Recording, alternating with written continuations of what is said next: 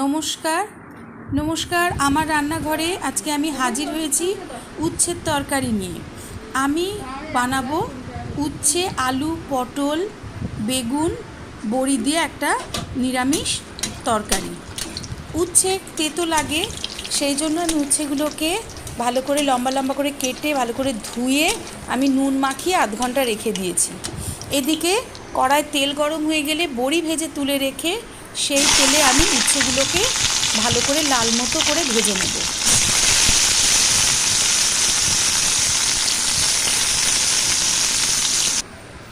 উচ্ছেগুলো ভাজা হয়ে গেছে। এবার উচ্ছেগুলো ভাজা হয়ে গেলে এরপরে আমি সরু লম্বা করে কেটে রাখা পটলগুলোকেও ভেজে তুলে নেব। মানে পটল ভেজে তুলে না নিলে পটলগুলো জলও লাগে।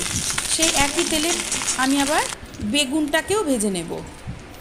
বেগুন ভেজে তুলে নিয়ে এবার কড়াইতে দিয়ে দেব লম্বা লম্বা সরু সরু করে কেটে রাখা আলু। তার মধ্যে আমি আলুটা ভাজার আগে আমি 5 ফোড়ন দিয়ে নিলাম। আলুটা ভাজতে বসিয়ে আমি একটা মশলা করে নিয়েছি।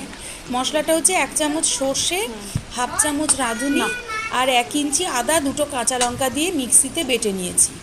এবার ভাজা আলুর মধ্যে মশলাটা দিয়ে হলুদ নুন সব কিছু দিয়ে ভালো করে মশলাটাকে কষিয়ে নেব। মশলাটা ভালো করে কষানো হয়ে গেছে, কাঁচা গন্ধ চলে গেছে। এবার আমি বড়ি সমেত সবজিগুলো দিয়ে দেবো, ভাজা সবজিগুলো। বড়িটা দিয়ে দিলাম তার কারণ বিউলির ডালের বড়ি তো একটু ঝোলের সঙ্গে না ফুটলে বড়িতে টেস্ট লাগে না। এবার ভাজা হয়ে গেলে সবজিগুলো আমি আবার মিক্সির ধোয়া জলটা দিয়ে দিলাম, দিয়ে কিছুক্ষণ আমি চাপা দিয়ে রাখবো।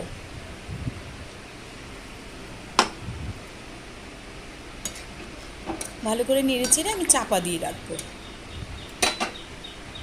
যেহেতু সবজিগুলো সব ভাজা, খুব বেশিক্ষণ সময় নেবে না। ঝোল শুকিয়ে গেছে, সবজিও সেদ্ধ হয়ে গেছে। এবার রেডি উচ্ছের তরকারি।